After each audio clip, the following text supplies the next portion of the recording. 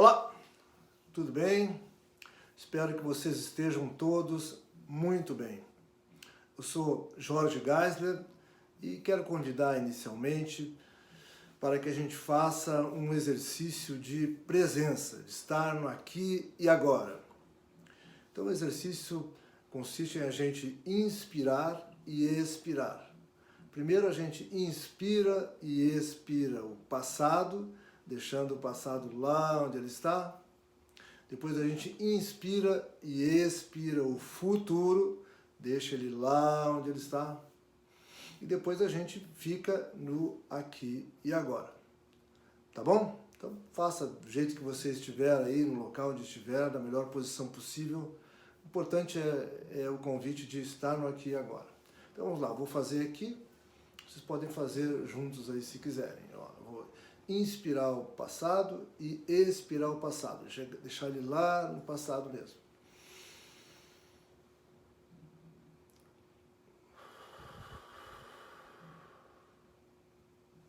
Isso. Olha só, agora vou inspirar e expirar o futuro. Deixar o futuro lá onde ele está. Vamos lá, ó.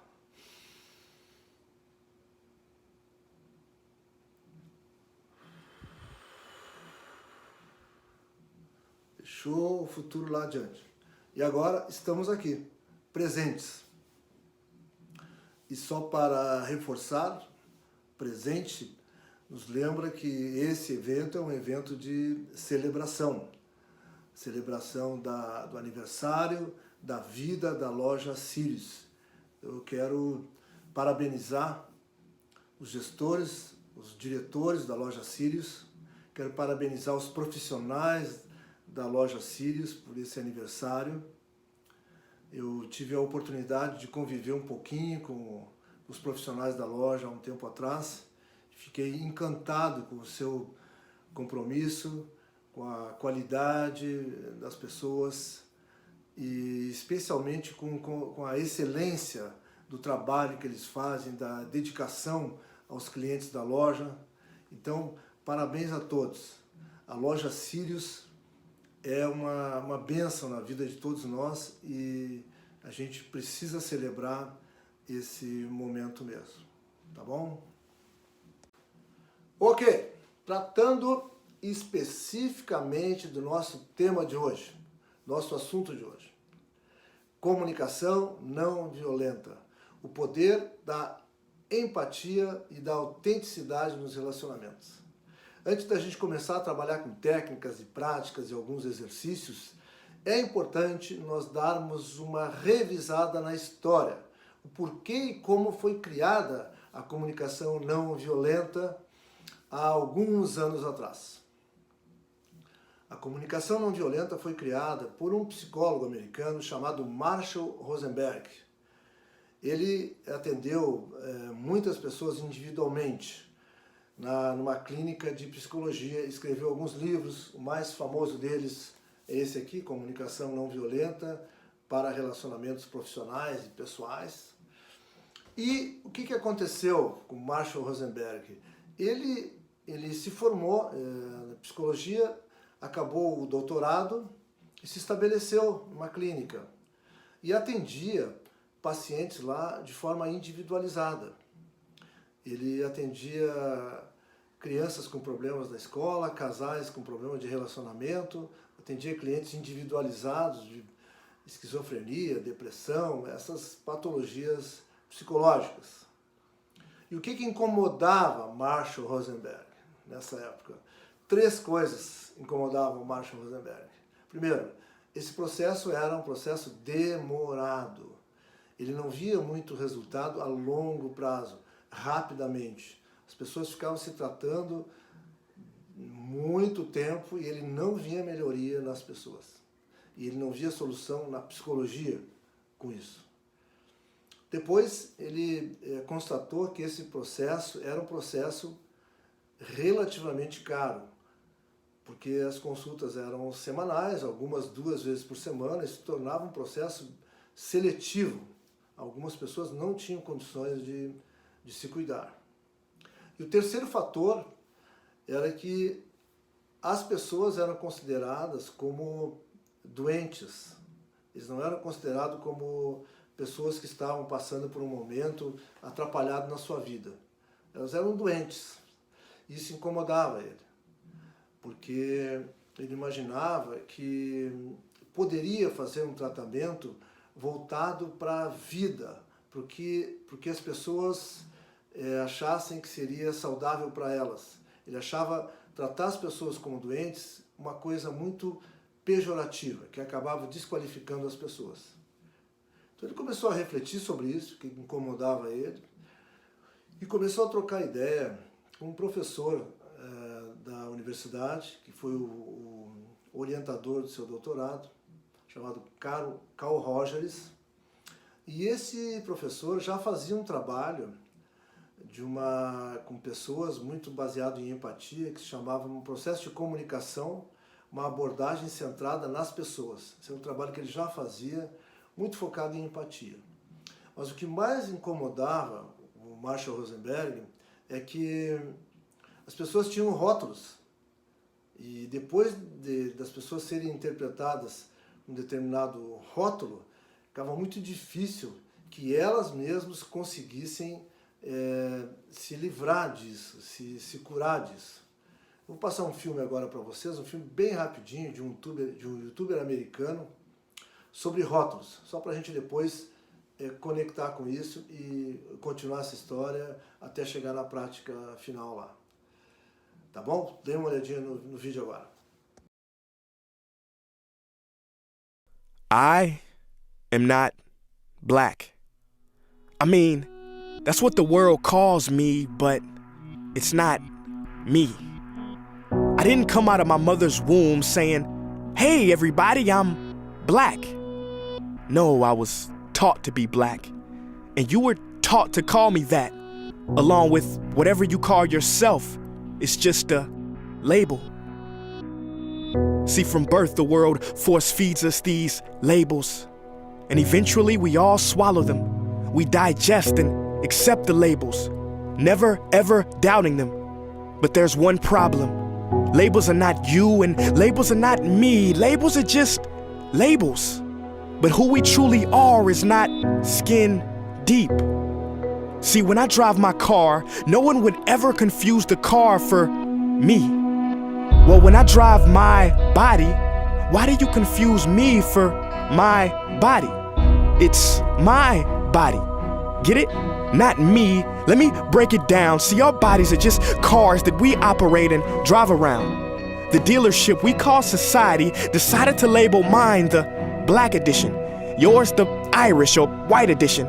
And with no money down, 0% APR, and no test drive, we were forced to own these cars for the rest of our lives. Forgive me, but I fail to see the logic or pride in defining myself or judging another by the cars we drive. Because who we truly are is found inside. Listen, I'm not here to tell you how science has concluded that genetically we're all mixed and race in the human species doesn't exist, or how every historian knows that race was invented in the 15th century to divide people from each other and it has worked perfectly. No, I'm not here to lecture. I just want to ask one question. Who would you be if the world never gave you a label? Never gave you a box to check? Would you be white, black, Mexican, Asian, Native American, Middle Eastern, Indian? No, we would be one. We would be together. No longer living in the era of calling human beings black people or white people. These labels that will forever blind us from seeing a person for who they are, but instead seeing them through the judgmental, prejudicial, artificial filters of who we think they are. And when you let an artificial label define yourself, then my friend, you have chosen smallness over greatness and minimized yourself, confined and divided yourself from others. And it is an undeniable fact that where there is division, there will be conflict, and conflict starts wars. Therefore, every war has started over labels. It's always us versus them. So the answer to war, racism, sexism, and every other ism is so simple that every politician has missed it. It's the labels. We must rip them off. Isn't it funny how no baby is born racist, Yet every baby cries when they hear the cries of another. No matter the gender, culture, or color, proving that deep down we were meant to connect and care for each other. That is our mission, and that is not my opinion. That is the truth in a world that has sold us fiction. Please listen, labels only distort our vision, which is why half of those watching this will dismiss it or feel resistance and conflicted. But just remember, so did the caterpillar before it broke through its shell and became the magnificent butterfly. Well, these labels are our shells, and we must do the same thing so we can finally spread our wings. Human beings were not meant to be slapped with labels like groceries and supermarkets. DNA cannot be regulated by the FDA. We were meant to be free, and only until we remove them all and stop living and thinking so small will we be free to see ourselves and each other for who we truly are.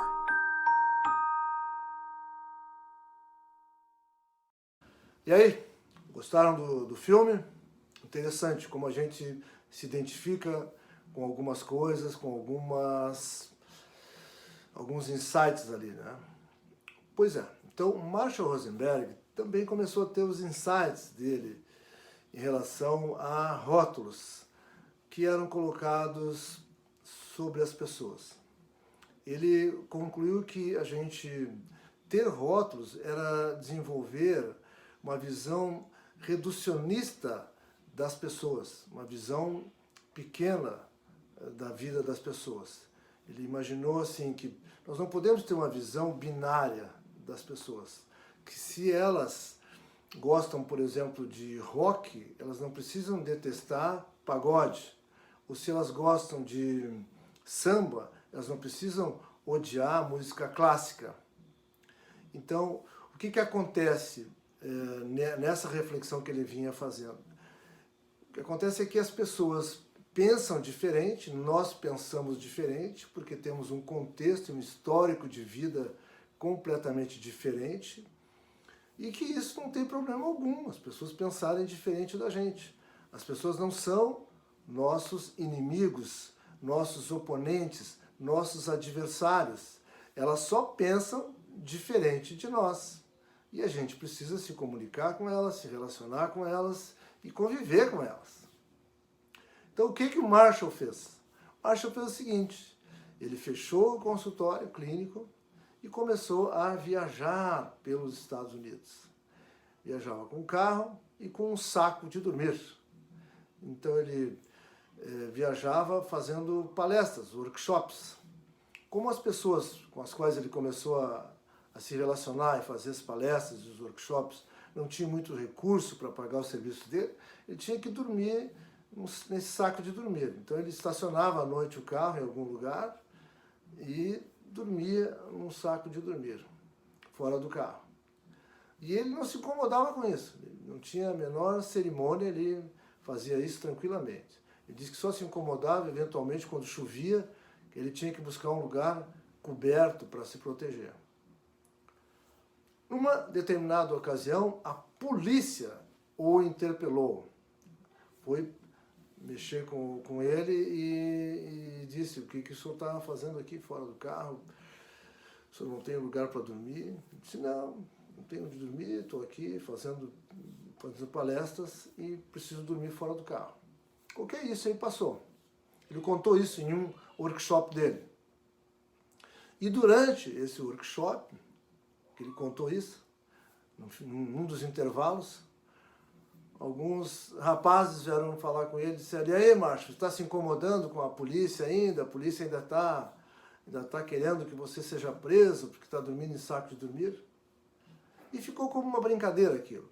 E uma senhora ouviu aquilo. E no fim do workshop, ela se aproximou do Marshall e entregou um cheque para ele. Cheque de um valor muito alto. E ele recebeu o cheque, olhou e disse assim: eu não posso aceitar isso. Ela disse: não, preciso que você aceite porque eu quero que você nunca mais durma fora de um carro, que você não durma em saco de dormir, que você durma em hotéis. Ele disse: não posso aceitar de maneira nenhuma. Ela pegou o cheque de volta e disse assim, por uma hipótese, se você fosse aceitar esse dinheiro, o que você faria com o dinheiro? Ele disse, olha, a primeira coisa que eu faria é comprar um carro maior, para que eu pudesse dormir no carro, dentro do carro, não precisava mais ter o saco de dormir, e compraria um computador para organizar os endereços e a correspondência das pessoas com as quais eu faço os workshops, faço palestras e tal. Ela devolveu o cheque para ele e disse, olha, então, por favor, use esse dinheiro para comprar o carro, para comprar o seu computador, mas me faça um favor, organize e crie uma organização sem fins lucrativos, para que eu consiga deduzir esse cheque do meu imposto de renda. E aí ele não tinha a mínima noção de como fazer aquilo, e pegou o cheque e começou a mandar cartas para algumas pessoas dos Estados Unidos e Canadá sobre o trabalho que ele vinha fazendo, que ele queria fazer em todo o país, e recebeu 23 respostas de pessoas que queriam trabalhar com ele. E aí ele criou uma organização sem fins lucrativos, que até hoje existe nos Estados Unidos, uma organização da comunicação não violenta. E aí, daqui um pouquinho eu vou explicar para vocês como é que ele evoluiu nessa organização. Tá bom? Até daqui um pouquinho. Ainda um pouquinho mais sobre rótulos, só para concluir mesmo essa etapa de rótulos. Ele diz que todo gargalo, Marshall concluiu, que todo gargalo do rótulo é que nós somos criados, a gente é educado, formatado para achar que os outros devem fazer por merecer o nosso respeito, e que isso é um erro. Os outros devem merecer o nosso respeito incondicionalmente, pela sua história de vida, pelo seu contexto, por serem os seres humanos que eles são. Eles não precisam fazer um esforço para merecer o nosso respeito. E por isso que a gente faz rótulos, às vezes, muito desastrosos. Então, é importante limpar da nossa cabeça, nos deletar da cabeça que o outro tem que fazer por merecer as coisas. Ele não tem que fazer por merecer nada, ele merece porque é um ser humano, ele tem que ser honrado no seu contexto de vida, né? Como ele é. Um pouquinho já volto para a gente fechar isso. Ok? Então agora vamos para a prática, para o cotidiano da comunicação não violenta. É importante para a gente compreender bem conceitualmente a comunicação não violenta, é que ela acontece baseada em dois pilares. Né? Ela se sustenta na empatia e na autenticidade. Só que a prática da empatia, ela é um tremendo desafio. Porque, normalmente, quando alguém vem conversar conosco, precisando que a gente seja empático com ela vem carregada de emoção, ela vem carregada de sentimentos conversar com a gente. E a nossa tendência é procurar acolher a outra pessoa não como ela é, não com a referência dela de vida, mas com a nossa lente, com a nossa referência do que a gente faria se fosse aquela pessoa. Então, a empatia é a gente conseguir ouvir o outro, sentir o outro como se fosse ele, não como se fosse nós. Porque se nós fôssemos a outra pessoa, nós faríamos exatamente o que ela está fazendo. Então é bem relevante essa percepção, é bem relevante essa consciência. Quando alguém vem falar conosco precisando de empatia, ela está carregada de emoção, precisa ser acolhida nessa sua emoção. Ela não vem nos contar um fato que aconteceu no seu cotidiano, ela vem falar do sentimento, ela não vem falar de uma coisa lógica, racional normalmente, ela vem falar do seu sentimento. ela precisa de acolhimento nesse momento. E aí a gente precisa ter essa consciência de que eu olho para ela com a lógica toda dela e não fazendo qualquer tipo de julgamento. Tem um filme que se chama Patch Adams, O Amor é Contagioso, com o ator Robert Williams, que ele dá um show de interpretação. Eu vou passar um trechinho desse filme agora para a gente continuar depois falando sobre empatia, mas esse é um trecho bem significativo e demonstra muito claramente, de um jeito até de certa forma lúdica, dramatizada, o que é a empatia. Vamos dar uma olhada nesse filme, depois a gente volta para ver passo a passo da empatia, tá bom? Vamos lá então.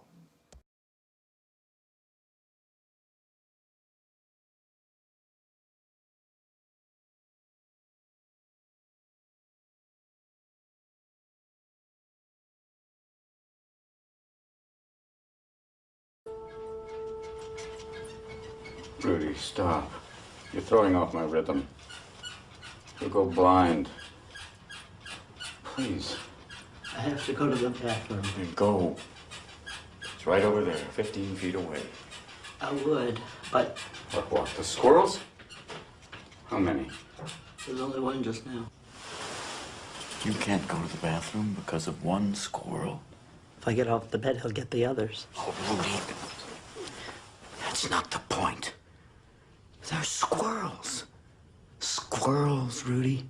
They're one of the most amiable creatures on the planet. Oh, no, they're not. On the list of hostile predators, they're right above the bottom, just above baby chicks and slugs. What could they possibly want? Your nuts? Do you think? Rudy, come on, I'll take you. Don't move. What? Don't move. Another one? It's on the end of your bed, on the rail.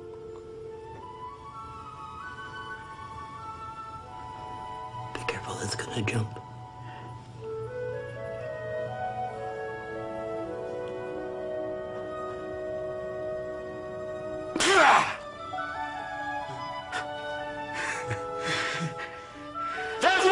At the end of the bed! Bang! No, put it across the sprinkler! By the door! By the door! By the door! By the door! Coming out of the bathroom over here! Bathroom! Bathroom! Bathroom! Bathroom! Bathroom!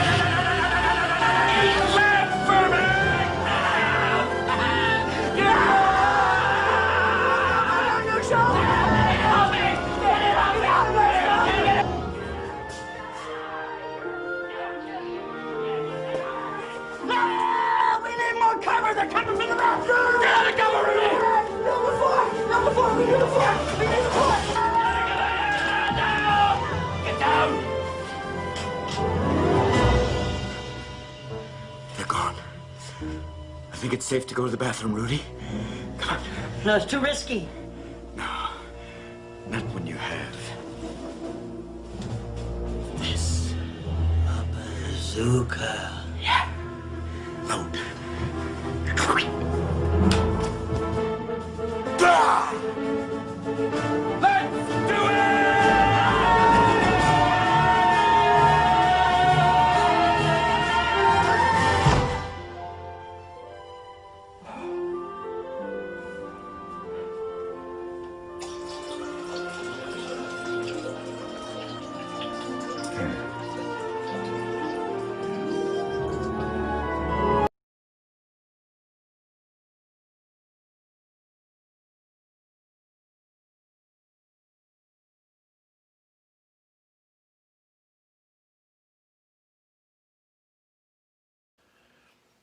E aí, gostaram do filme?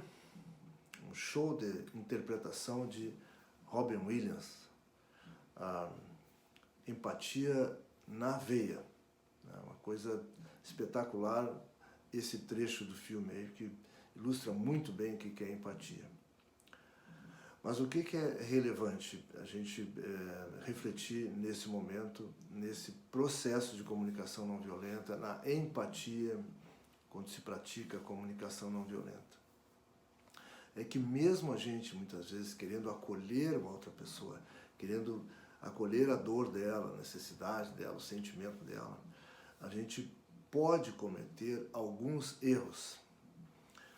E são atitudes que bloqueiam completamente a expressão da outra pessoa, a entrega dela para a gente, a abertura dela conosco. O Marshall Rosenberg enumerou 6 desses bloqueios, desses obstáculos. Eu vou enumerar cada um deles aqui agora e a gente vai depois trocar uma ideia, se vocês quiserem, mandem e-mail, se comuniquem comigo para a gente aprofundar um pouco mais isso. Mas eu vou dar alguns exemplos bem práticos agora aqui. Então, o primeiro obstáculo é a gente desejar competir com a dor do outro. É a gente ter uma ideia de que transmitir para o outro que a nossa dor é melhor que a dor dele. Então, a pessoa diz assim, eu estou com um problema lá no meu trabalho, não consigo atingir metas, meu gestor é um problema, é um carrasco comigo. A gente diz assim, bom, mas imagina eu, que nem trabalho tenho, eu estou desempregado.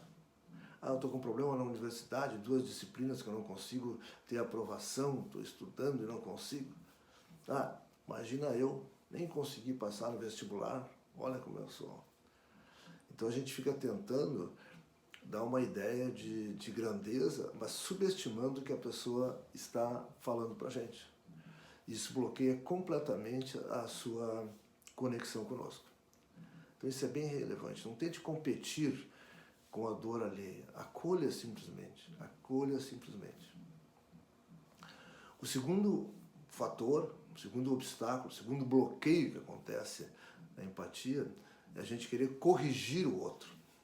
A pessoa vem nos falar alguma coisa, a gente quer corrigir. Não era bem assim, era diferente. A pessoa diz assim, cheia de sentimentos. Bom, mas um cliente, por exemplo, eu estou esperando aqui faz 1 hora. Aí a gente responde, não é 1 hora. O senhor está esperando há 42 minutos e 37 segundos. Quer dizer, ela perdeu o sentido do propósito, do essencial, que é assim, está atrasado, você está atendendo mal, você não está me compreendendo. Você me deixou falando sozinho na reunião. Não te deixei falando sozinho. Tinha mais uma pessoa sentada lá no cantinho da mesa, você que não enxergou. Então a pessoa está tentando corrigir aquele dado, aquela informação que a pessoa está entregando e não compreende a essência do que ela está dizendo. A essência do que ela está dizendo, olha, estou aborrecido, estou incomodado, estou chateado com isso que aconteceu. O terceiro fator é a gente desejar aconselhar, resolver o problema da outra pessoa. A pessoa nos fala de uma necessidade, de um sentimento dela, e a gente diz assim, mas você deveria ter feito isso. Por que você não procurou o diretor? Por que você não falou com o cliente? Por que você não ligou para o fulano, para o ciclano? A gente tenta dar uma solução. Quando uma pessoa vem nos procurar para se abrir conosco, ela não está querendo ver um aconselhamento, uma solução. Ela quer simplesmente ser recebida.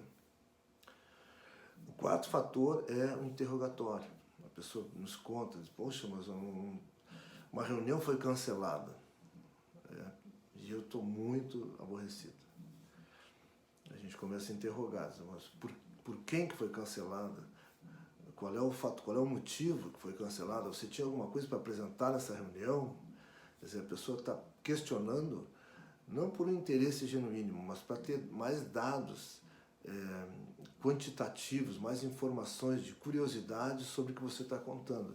Ela não está tão interessada no que você está falando. Um outro aspecto é encerrar o assunto. A pessoa conta uma situação, a gente diz assim, isso sempre foi assim, isso vai acabar assim mesmo, isso aí não tem solução, isso já está resolvido. Então, esse fator também atrapalha a empatia. E o outro fator é sentir pena da outra pessoa. Diz, mas coitadinho, nossa, você com um problemão desse, como você, de fato, não tem valor, quer dizer, deixa a autoestima da outra pessoa lá embaixo. Então, a outra pessoa não é um coitadinho. A outra pessoa é um ser humano que está com alguma necessidade em um determinado momento e que veio compartilhar com você. Então, esses são os 6 fatores aí que atrapalham a empatia. Competir com o sofrimento alheio, tentar corrigir a pessoa, corrigir ela no sentido de dados estatísticos, né? Ser questionador, ser um perguntador sobre o que está acontecendo, procurar dar um aconselhamento para a pessoa e sentir pena, né? Inclusive encerrando o assunto. Então, isso são os obstáculos que bloqueiam completamente a empatia, ok? Vamos a seguir conversando sobre isso. Muito bem, já vimos o que atrapalha a empatia, quais são os obstáculos, os 6 obstáculos robustos para praticar a empatia. Agora, o que facilita? O que faz com que a gente consiga ser empático com eficácia, com produtividade, de um jeito saudável? O que facilita é a gente praticar o que se chama em comunicação de uma técnica de parafrasear outra pessoa. Ou seja, eu dizer com as minhas palavras o que o outro me comunicou. Ou pedir para ele repetir. Olha, repita com as suas palavras o que eu te falei. É mais ou menos aquele processo que a gente faz com as crianças, né? Olha, diz para o pai, com as tuas palavras, o que você entendeu. A gente às vezes tem uma audição muito seletiva, a gente ouve o que é do nosso interesse e o que a gente quer ouvir. Quando a gente pratica parafrasear, e a gente pode praticar isso ao longo do dia diversas vezes, a gente facilita o entendimento e facilita a fluidez da comunicação com outra pessoa e faz uma empatia com resultado saudável. Eu fiz uma consultoria, uma certa ocasião, numa empresa de eletricidade, em que tinha aqui uns operadores de eletricidade aqui numa cidade, e lá na outra cidade tinha os eletricistas. Então começou a acontecer acidentes muito sérios, porque os operadores elétricos, eles diziam para os eletricistas lá do outro lado, eles não estavam se enxergando, a comunicação era por telefone, por um quadro de computador lá. E eles erravam o fio, por exemplo, ele dizia corte o fio vermelho, eles cortavam o fio azul, corte o fio verde, eles cortavam o fio amarelo.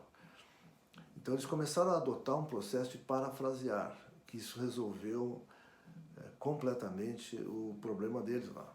Quando os operadores aqui diziam, olha, corte o fio vermelho, por favor, me repita o que você vai fazer antes de fazer, cortar o fio vermelho. Então o eletricista lá retornava dizendo, olha, vou cortar o fio vermelho. Então tá, você pode fazer isso. Não, corte o fio verde. Bom, agora vou cortar o fio verde. Então a prática de parafrasear sintoniza e dá uma ideia concreta de que houve um entendimento do que o outro está nos falando. Então você está dizendo alguma coisa, mas o outro está, de certa forma, traduzindo. Isso a gente pode praticar muitas e muitas vezes, treinar, fazer a paráfrase, que ela funciona muito bem no nosso cotidiano. Então a empatia, ela fica poderosa quando a gente faz a prática da paráfrase, para a gente compreender o sentimento e a necessidade de uma outra pessoa. A comunicação não violenta acontece no nosso cotidiano quando a gente pratica os seus 4 elementos. Os 4 elementos da comunicação não violenta são a observação de um fato, sem julgamento, é só a observação de um fato. O nosso sentimento em relação a esse fato, a nossa necessidade em função desse sentimento, e o 4º fator é fazer pedidos, ou seja, dizer o que nós desejamos que aconteça. E esse pedido não pode ser uma ameaça ou uma coisa autoritária. Tem que ser um pedido em função do que a gente observou, do que a gente sentiu e da nossa necessidade. Então, essa observação, por exemplo, sem julgamento, às vezes é um tremendo desafio. Porque a tendência da gente é o julgamento. Nós somos criados, formatados, fomos, assim, parece que de certa forma desenvolvidos e treinados para julgar outras pessoas. Então, vamos lá, um fato. A pessoa chegou tarde na reunião. A gente vai fazer um comentário com ele sobre aquilo. Mas, olha, você não está comprometido com a nossa empresa. Você chegou tarde na reunião. Quer dizer, já tem um julgamento aí, né? O julgamento não está comprometido. Então, sabe o contexto, qual é a situação? É claro que se isso é uma coisa muito repetitiva, tem que revisar mesmo. Mas o fato é, você chegou tarde na reunião. Qual é o meu sentimento? Quando você chega tarde na reunião, isso atrapalha o andamento de todo o trabalho, de todo o processo que precisa ser cumprido com o nosso roteiro do dia. Compromete o trabalho, inclusive, das outras pessoas. A minha necessidade é que você chegue cedo e respeite a nossa regra aqui, a necessidade de ser respeitado, a nossa regra aqui na empresa de chegar cedo nos compromissos. Então eu quero pedir para vocês, por favor, chegue cedo, que isso não se repita. Pronto, fechou o processo da comunicação não violenta. Um outro processo que pode acontecer, olha, um fato, a pessoa esqueceu a data do aniversário de casamento nos relacionamentos, né? A pessoa diz, olha, você não me ama mais, você esqueceu a data do nosso aniversário de casamento, como é que você pode ter feito isso? Quer dizer, tem um julgamento aí, né? Qual é o fato? A pessoa não lembrou, esqueceu a data do casamento. Então, quando acontece isso, quando você esquece a data do nosso casamento, eu me sinto desassistida, eu me sinto que não sou prioridade na sua vida. E a minha necessidade é que você respeite o meu sentimento. Eu estou com necessidade de ser amado por você, de ser amada por você. Então eu quero te pedir, tenha cuidado, tenha atenção com as nossas datas relevantes, importantes. Então isso é um processo que precisa de uma certa prática para a gente adquirir uma sabedoria desse cotidiano, de fato praticar a comunicação não violenta. Então, revisando isso aqui, é uma revisão, é uma observação sem julgamento algum. Eu observo um fato, digo como eu me sinto em relação a esse fato, explico para a pessoa qual é a minha necessidade e depois eu faço um pedido. E isso são os 4 elementos que resumem tudo da comunicação não violenta. E exige de nós uma tremenda de uma entrega para fazer a repetição disso. Eu escrevi um livro que se chama Comunicação Motivacional, Mantendo o Seu Uau, que tem diversos exercícios sobre comunicação não violenta e sobre essa metodologia.